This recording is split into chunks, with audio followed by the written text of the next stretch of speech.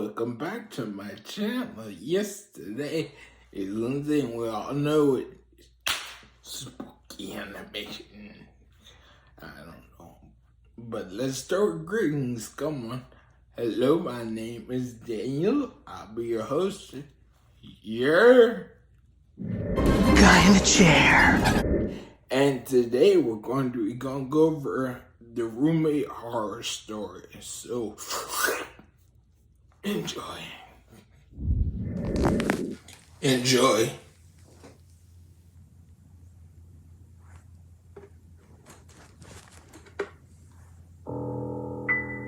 I had a roommate named Michael, but one day a strange rotten smell started to come from his room. So I told him, "Michael, your room smells of something rotten.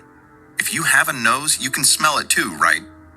Then he shouted, "Your nose must have been rotten," and slammed the door.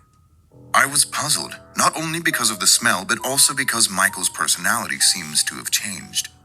One day at 3 a.m, he shouted very loudly in his room, "You are more beautiful than a goddess. I will do anything that you want me to."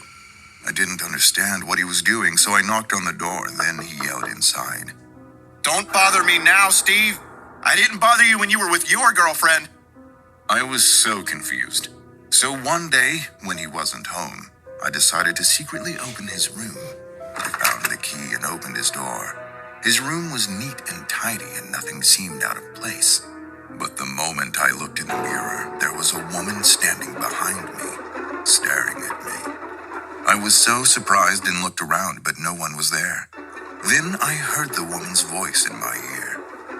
"Do you want to play with me?" Then, along with a rotten smell, I felt a hand running down my neck. Startled, I looked in the mirror again and saw a rotten skeleton beside me, touching me and whispering.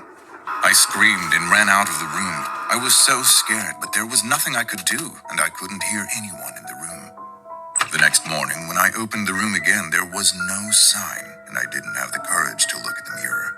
So I just shut the door. I was confused whether I was dreaming or seeing things. When Michael came back home later, I asked him what the hell was going on in the room. He pretended that he doesn't know anything at first, but eventually he began to tell the truth. What was shocking was that he had practiced necromancy one day out of curiosity, and a stunning female spirit appeared. So he didn't send her back and let her live in his room. I didn't believe him and told him not to lie, but when he took me to his room to show her to me, the room was obviously empty. But when he said, "Cassandra," I suddenly heard someone walking in on the ceiling, and with the feeling of someone's hair touching my head, the room started to reek of something rotten. I couldn't even look up and ran out of the room screaming. Since then, her voice was heard from time to time in Michael's room. I kept thinking what I should do about this, but Michael seemed so happy, and I thought there would be no harm to me since it was what happened in their room. But one thing that gave me goosebumps was what Michael always said by habit. "I will become one with you, Cassandra." He started to lock himself in his room, not coming out for days, and I started to become worried about him. Then one day, he hadn't been out of the room for so long that I knocked on the door, but there was no answer. I eventually opened his door and I was startled. He was lying on the bed and his body had swelled twice as large as if there was something inside him. I screamed and called the police. When the police arrived and checked, he was already dead and his body was filled with black liquid. As a result of the autopsy, the liquid inside his body was found to be rotten blood, but no evidence was found of whose blood it was or where it came from. After Michael's death, I was lost in grief. Recently, I started dating someone new and stayed with her at my house. But the strange thing was that she kept saying this to me these days. "I want to become one with you." Then she clung to me and hugged me tight. I suddenly got goosebumps and pushed her away, but she kept coming over to me, repeating the same words over and over again. I indulged in her moderation, but as time passed, it got worse. Now she holds me tight and keeps telling me that she wants to be with me for 24 hours so that we can become one. What should I do now?